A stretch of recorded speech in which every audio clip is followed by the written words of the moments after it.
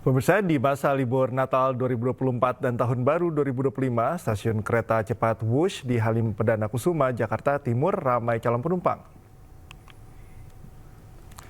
Selama masa angkut Nataru, PT KCIC menambah fasilitas seperti helpdesk untuk membantu perjalanan calon penumpang. Lebih dari 260.000 tiket ludes terjual dalam momen libur Natal dan Tahun Baru 2024-2025. Jumlah ini diprediksi melonjak hingga pergantian tahun baru.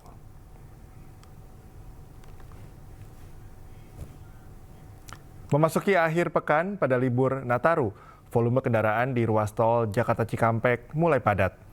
Nampak kendaraan pribadi dan bus mendominasi ruas tol Jakarta Cikampek. Volume kendaraan dari arah Jakarta diprediksi terus meningkat. Guna mencegah ketersendatan kendaraan, rekayasa arus lalu lintas kontraflow akan diberlakukan mulai 28 Desember hingga 1 Januari mendatang.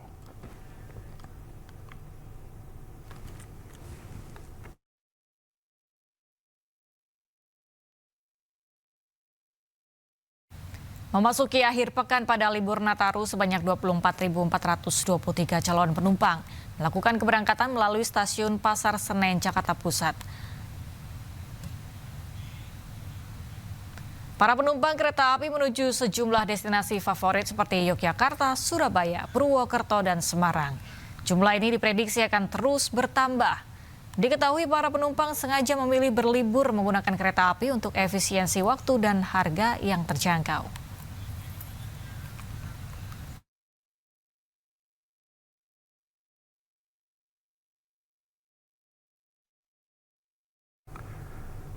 Dan untuk mengetahui informasi terkini, kita terhubung dengan rekan Jessica Winoto di Stasiun Pasar Senen, Jakarta.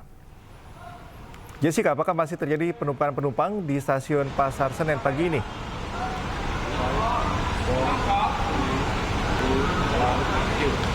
Ya, selamat pagi Cikal, Galuh, dan juga pemirsa, bahwa saat ini situasi terkini di Stasiun Pasar Senen, Jakarta Pusat masih terpantau dipadati oleh calon para penumpang yang akan berangkat keluar kota maupun kedatangan penumpang dari luar Jakarta yang akan menjalankan dan menikmati libur Natal dan juga Tahun Baru. Dan jika kami dapat saya sampaikan bahwa keberangkatan terdekat saat ini adalah di pukul 4:55 waktu Indonesia Barat menuju Surabaya Gubeng dengan menggunakan kereta api Motis Nataru. Dan jika dapat saya sampaikan, adapun data yang kami dapatkan dari PT KAI Daob 1 Jakarta bahwa hari ini sebanyak 22.549 penumpang akan diberangkatkan dari Stasiun Pasar Senen Jakarta Pusat dengan tingkat okupansi sebanyak 86%. Dan tentunya dari angka ini masih bisa saja bertambah maupun berkurang. Dan adapun juga fasilitas tambahan yaitu armada kereta api jarak jauh yang ditambahkan oleh PT KAI Daob Jakarta 1 ini yang akan diberangkatkan dari Pasar Senen Jakarta, Stasiun Pasar Senen Jakarta Pusat sebanyak rata-rata perharinya 17 kereta api jarak jauh. Dan selain itu pun rata-rata kota yang dituju oleh para penumpang adalah menuju Yogyakarta, Lempuyangan, dan Semarang, Purwokerto, dan juga Surabaya. Lalu Cikal dan juga Galuh, bahwa jika dapat saya bandingkan dari data hari ini dan juga data kemarin, adanya penurunan angka keberangkatan penumpang dari Stasiun Pasar Senen Jakarta Pusat yaitu sebanyak 2.000 penumpang. Tetapi walaupun adanya penurunan angka keberangkatan penumpang dari Stasiun Pasar Senen ini, kami tetap menghimbau bagi para penumpang agar dapat selalu memperhatikan jadwal keberangkatan melalui tiket yang sudah dipesan agar menghindari keterlambatan atau tertinggalan kereta ataupun juga menghindari antrian yang panjang. Adapun juga kami menghimbau bagi para penumpang untuk dapat selalu memperhatikan barang bawaan Anda agar dapat aman dan juga nyaman hingga sampai ke kota tujuan Anda. Sementara itu, Cikal dan juga Galuh kembali ke studio. Baik, terima kasih Jessica atas laporan Anda dari Stasiun Senen, Jakarta. Selamat bertugas kembali. Pemirsa, kami akan ajak Anda melihat situasi terkini dari pantauan CCTV NTMC Polri, yakni dari Pospol Taman Safari Bogor, Simpang Dago Bandung, kawasan Malioboro Yogyakarta, dan Simpang 4 Tohpati Bali. Kita mulai di sisi kiri layar Anda adalah pospol Taman Safari yang tentunya ini adalah menjadi salah satu simpul keramaian, kepadatan di kawasan Puncak. Tapi kalau kita lihat saat ini kondisinya cukup lengang, di mana hanya ada beberapa kendaraan yang memang cukup ramai untuk menuju ke arah Jakarta, sementara untuk arah sebaliknya menuju Cianjur dan juga seterusnya ini terpantau lengang. Selanjutnya kami akan ajak Anda untuk melihat di kanan layar Anda. Ini adalah kawasan dari Gereja Gil, Dago, Bandung, Jawa Barat.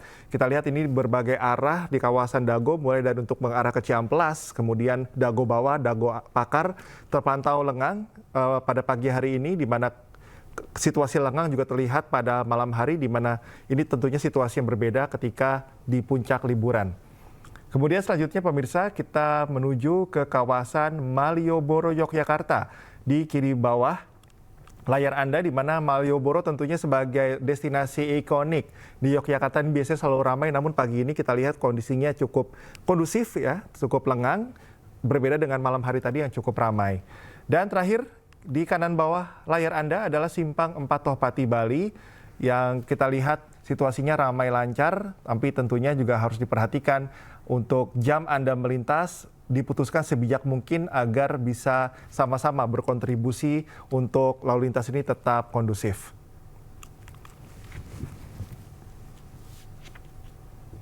Pemirsa, puluhan awak bus angkutan libur Nataru di Terminal Giwangan, Yogyakarta menjalani tes urin yang digelar Badan Narkotika Nasional Provinsi Daerah Istimewa Yogyakarta. Tes urin ini dilakukan untuk memastikan awak bus bebas dari pengaruh zat terlarang.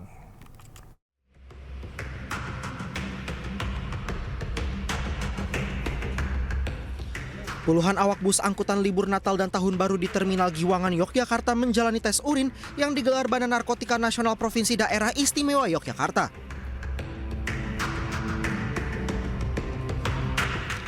Tes urin melibatkan puluhan personil dari BNNP Daerah Istimewa Yogyakarta. Setiap awak bus yang hendak berangkat dari Terminal Giwangan, Yogyakarta wajib menjalani tes sebagai upaya untuk memberikan rasa aman dan nyaman kepada para penumpang moda transportasi darat, khususnya bagi para pemudik Natal dan Tahun Baru. Kita ingin meyakinkan bahwa para awak pengemudi kendaraan umum yang melayani masyarakat dalam rangka kegiatan Natal dan Tahun Baru ini betul-betul mereka tidak dalam pengaruh narkoba, sehingga jika mereka tidak terpengaruh narkoba, semoga keselamatan masyarakat dalam rangka memperingati Natal dan Tahun Baru ini bisa kita wujudkan bersama. Dalam tes urin ini, petugas memeriksa kandungan zat terlarang. Hasilnya seorang staf PO bus dinyatakan positif. Saat diperiksa, yang bersangkutan mengaku bukan pengemudi dan mendapat obat secara resmi dari resep dokter jiwa. Sementara itu, pihak BNNP Daerah Istimewa Yogyakarta akan terus memantau dan mengawasi awak bus dengan pelaksanaan tes urin tanpa pemberitahuan. Dari Yogyakarta, Heru Trijoko, iNews melaporkan. Korban luka kecelakaan tol Cipularang masih dirawat di Rumah Sakit Abdul Rajak, Purwakarta, Jawa Barat. Kecelakaan yang terjadi di kilometer 80 ini menewaskan 2 orang serta mengakibatkan 25 lainnya terluka.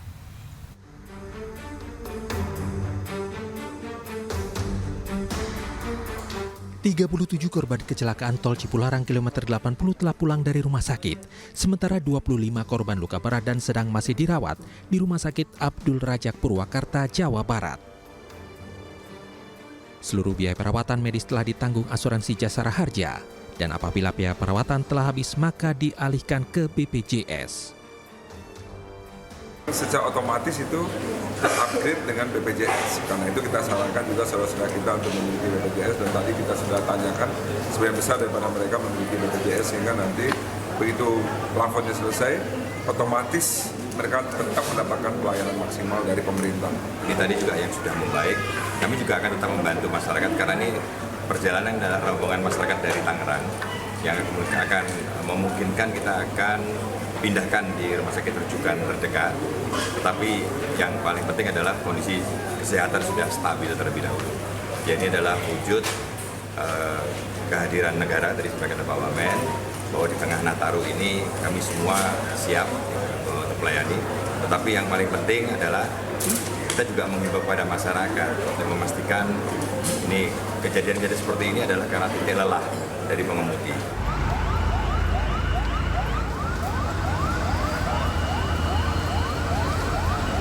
Sebelumnya bus yang mengangkut rombongan peziarah menabrak truk di ruas tol Cipularang kilometer 80 Purwakarta, Jawa Barat. Bagian depan bus yang akan menuju Jakarta hancur setelah menabrak bagian belakang truk yang melaju di depannya. 2 penumpang bus tewas, puluhan lainnya luka-luka dan menjalani perawatan di rumah sakit. Proses evakuasi korban melibatkan tim gabungan untuk mempercepat penanganan korban dan normalisasi arus lalu lintas di ruas tol Cipularang. Diduga kecelakaan akibat pengemudi bus mengantuk hingga kehilangan konsentrasi berkendara. Dari Purwakarta, Jawa Barat, Irwan iNews melaporkan.